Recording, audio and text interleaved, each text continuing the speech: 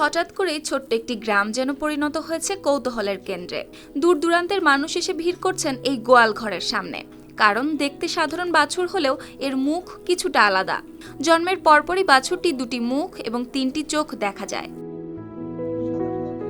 পিরোজপুর সদর উপজেলার রায়েরকাঠি এলাকার রাজবাড়িতে ঝন্টু দাসের একটি গাভী সোমবার দুপুরে জন্ম দিয়েছে এই অদ্ভুত বাছুরটি। প্রায় 5 থেকে 6 বছর ধরে গাভীটি লালন পালন করছেন তিনি। এর আগেও এই গাভী একটি সুস্থ বাছুরের জন্ম দিয়েছিল। তবে সোমবার দুপুর 12টার দিকে যখন নতুন বাছুরটির জন্ম হয়, তখন সবাই অবাক হয়ে যায়, কারণ বাছুরটি দুটি মুখ এবং তিনটি চোখ নিয়ে জন্মায়। আর এই খবর ছড়িয়ে পড়তেই আশপাশের গ্রাম সহ বিভিন্ন এলাকা থেকে মানুষ ছুটে আসে বাছুরটিকে এক পলক দেখতে। এদিকে জেলা প্রাণী সম্পদ কর্মকর্তা ডাক্তার তরুণ কুমার শিকদার জানান,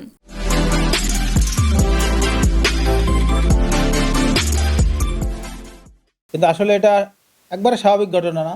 এটা দেখা যায় অনেক প্রেগনেন্ট গরুতে অনেক সময় কিছু অ্যান্টিবায়োটিক ব্যবহার করে, যার সাইড ইফেক্ট হিসেবে অনেক গরুতে এই ধরনের বিকলাঙ্গতা সৃষ্টি হয়।